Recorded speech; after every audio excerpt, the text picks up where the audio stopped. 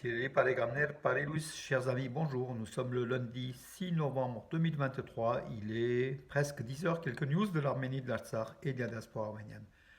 Nos compatriotes de l'Artsakh peuvent à partir d'aujourd'hui faire des demandes pour l'obtention de la citoyenneté arménienne. Donc ils sont plus de 100 000 en Arménie, ayant trouvé refuge après l'attaque azérie du 19 septembre, après l'épuration ethnique. Voilà, donc ils sont en Arménie, plus de 100 000. Ils peuvent obtenir dès aujourd'hui, faire la demande pour obtenir la citoyenneté arménienne et laisser le statut de réfugié en fait. La citoyenneté arménienne leur permet d'avoir plus de droits dans la République d'Arménie. C'est une très très bonne décision. Des extrémistes, donc c'était hier, hier soir, ou oui hier soir, les extrémistes israéliens ont tenté de chasser les Arméniens de la zone du Jardin des Vaches qui appartient à l'église arménienne de Jérusalem, au patriarcat arménien de Jérusalem qui a été illégalement cédé. Et le patriarcat a dénoncé donc cette vente abusive pour que le domaine revienne aux Arméniens. Donc les Arméniens avaient organisé un sit-in, donc plusieurs centaines d'Arméniens étaient sur place pour dire ça appartient aux Arméniens, il faut un retour au patriarcat de ce domaine qui est important en fait. Au centre de Jérusalem, c'est un lieu qui, comment qui est très prisé par les constructeurs immobiliers surtout. Voilà. Des extrémistes israéliens sont venus en disant qu'ils sont ici en Israël, ils ne sont pas en Arménie, donc ils n'ont qu'à obéir aux lois et puis à partir donc immédiatement donc des lieux tout simplement. C'est notre terre, quitter la zone immédiatement, c'est ce qu'on a affirmé. Donc l'un des extrémistes israéliens qui s'appelle Danny Rothman, voilà donc ce nom, donc c'est pas de la fabulation.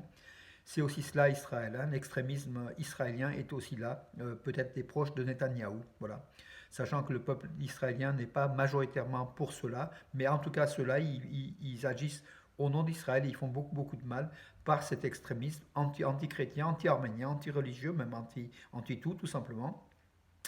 Fort heureusement, la police israélienne est arrivée sur les lieux donc hier soir pour calmer donc la situation. Et puis les Arméniens, par leur avocat, Garnik Kerkonian, le chef du groupe d'avocats arméniens, a affirmé qu'il a convoqué une réunion urgente des membres de l'équipe juridique de Jérusalem et les militants locaux pour discuter de la suite des procédures juridiques pour récupérer ce terrain donc qui s'appelle le Jardin des Vaches en fait, le Jardin des Vaches, surnommé le Jardin des Vaches, qui doit revenir au patriarcat arménien de Jérusalem.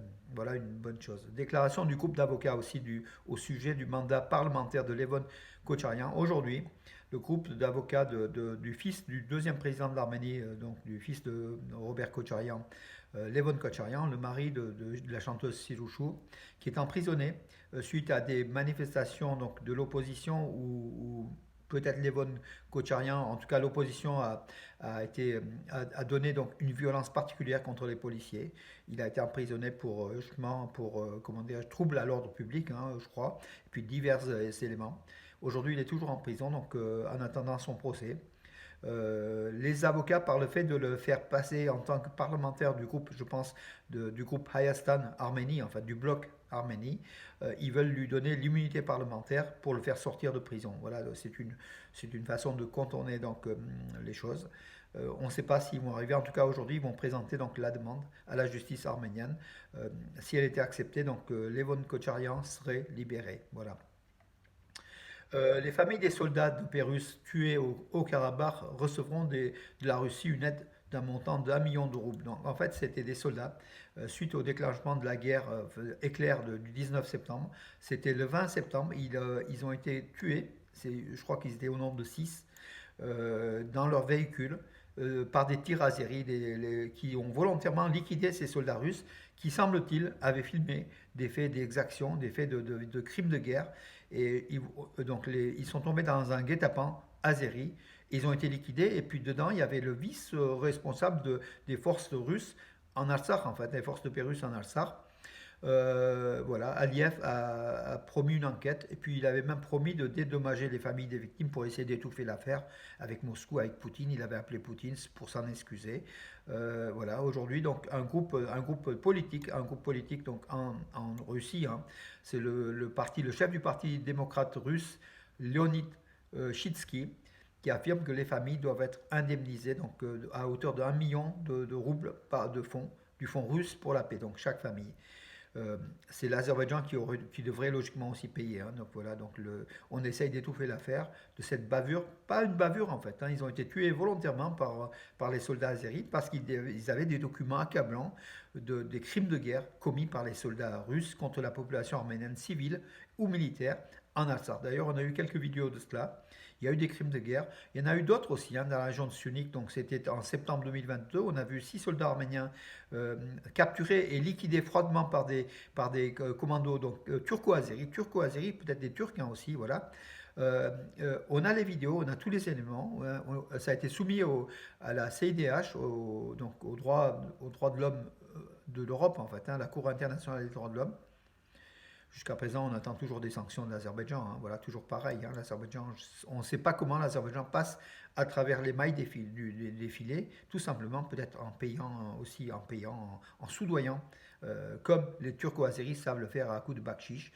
D'ailleurs, bon, le maire de New York qui est aussi accusé de présumer avoir perçu des fonds de la Turquie. La Turquie paye. La Turquie paye, l'Azerbaïdjan paye encore plus, voilà, avec sa manne des hydrocarbures pour acheter des voix, pour acheter des juges, pour acheter des avocats, pour acheter des journalistes, pour faire du lobbying tout simplement. Voilà. Et puis contre les Arméniens, bien évidemment. Voilà. Au Cameroun, lors du forum des ministres de la francophonie, donc le vice-ministre arménien des Affaires étrangères, alors ils ne sont pas très très connus, hein, donc lui, son nom, c'est Vaeg Evorkian, voilà.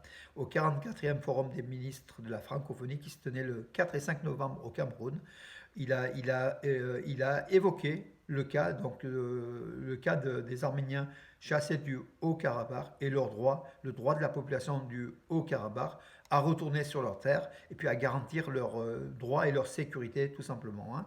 Voilà, dans cette situation, alors que plus de 100 000 Arméniens ont été déplacés du Haut-Karabakh, il est nécessaire de prendre des mesures immédiates pour garantir les droits de la population du Haut-Karabakh, a-t-il affirmé le vice-ministre arménien des Affaires étrangères lors du sommet de la francophonie. Donc le sommet de la francophonie, donc bonne nouvelle, en 2027, l'Arménie organisera les Jeux de la francophonie, hein, le sport, donc les Jeux de la francophonie qui se tiennent tous les 4 ans, comme les Jeux olympiques, mais regroupant les pays de la francophonie, hein, les pays francophones, dont l'Arménie, le Liban, qui nous est cher aussi, où il y a beaucoup d'Arméniens, vous le savez, et puis d'autres pays, et je crois qu'ils sont au nombre de à peu près plus de 70, donc aujourd'hui beaucoup de pays africains aussi. Voilà, donc c'est aussi une bonne chose pour l'Arménie d'être proche de cette francophonie, la France amie de l'Arménie, la France qui soutient la politique d'Erevan, hein, au niveau, donc on le voit au niveau du ministère de la Défense, au niveau du ministère des Armées, qui livre des armes à l'Arménie contre paiement, bien sûr. Voilà, on attend toujours les armes, par contre, au niveau de. Elles sont toujours pas arrivées. Le jour où elle arrivera, je vous le dirai, mes amis, mais je pense que c'est imminent. Voilà. Ilyam Aliyev, le dictateur azéri, est un héros en Algérie, donc parce qu'il a pris fait et cause pour l'indépendance à l'occasion du 1er novembre, la journée de l'indépendance d'Algérie. Il a bien sûr fustigé la France qui a fait des crimes en Algérie. C'est ce que voilà, c'est des crimes de guerre.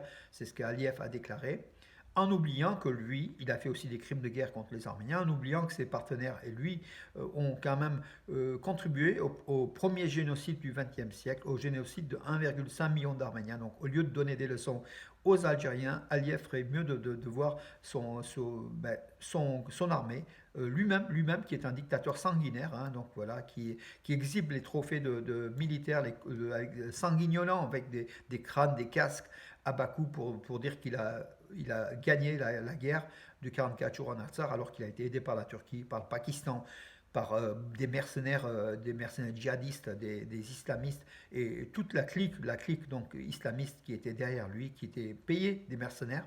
Voilà, donc au lieu de donner des leçons aux Algériens, il ferait mieux de se donner des leçons à lui et à son peuple qu'il muselle, qui dépossède au niveau de la manne pétrolière, en fait, hein, puisque la famille Aliyev est quand même trempée dans beaucoup d'éléments d'enrichissement personnel de cette famille. Voilà. Et puis les Algériens, ceux qui ont un peu de réflexion, comprendront aussi que recevoir des leçons d'un dictateur tel qu'Aliyev, n'est pas une bonne leçon. Voilà, c'est pas lui qui va, parce il est remonté contre la France qui défend l'Arménie. Maintenant, il se met donc, voilà, à donner des leçons et puis comment dirais-je, à caresser le nationalisme des Algériens. Voilà, donc les démocrates algériens, ceux qui savent l'histoire, qui connaissent, qui arrivent à lire les éléments, seront, comment dirais-je, refuseront ces mots d'un dictateur, tout simplement. Voilà mes amis pour aujourd'hui. Je regarde s'il n'y a pas une ou deux informations donc, qui sont arrivées. Alors, écoutez, pour aujourd'hui, c'est bon. Je vous donne rendez-vous à demain et bonne journée mes amis en espérant de bonnes nouvelles. Chaque jour je vous le dis ça, donc je crois qu'on aura des bonnes nouvelles. En tout cas, le week-end a été calme. Il n'y a pas eu d'exaction, il n'y a pas eu de tir aux frontières de l'Arménie. Et pour nous, c'est une bonne chose. L'Arménie qui s'équipe progressivement depuis l'Inde, depuis la Chine, voilà, et bientôt depuis la France, et qui va essayer qui reforme son armée pour faire face à une agression turco-azérie qui, on dit qu'elle est imminente, mais en fait, ce sont aussi des forces d'information qui circulent. Il faut faire attention à cela. L'Arménie doit renforcer son armée pour justement s'occuper de sa population, de la sécurité. La sécurité de l'Arménie dépend de l'Arménie, dépend des Arméniens. Voilà, comptons sur nous et notre force. Et on est fort, mes amis, on est très très fort. Voilà. Hier encore, je lisais donc un article. On doit avoir 7000, 8000 ans d'histoire. Hein, donc voilà, et Urartu, c'est Arata. Arata, c'est à Babylone. Ça remonte à très très loin, bien avant même Babylone. Nous sommes un des plus anciens peuples de la Terre. On est toujours présent, on est toujours debout. On est 10 millions, 11 millions dans le monde. Et on réclame justice pour le peuple arménien. Voilà, et puis le droit des Arméniens de l'Artsar et le droit des Arméniens de l'Arménie à vivre sur leur terre ancestrale.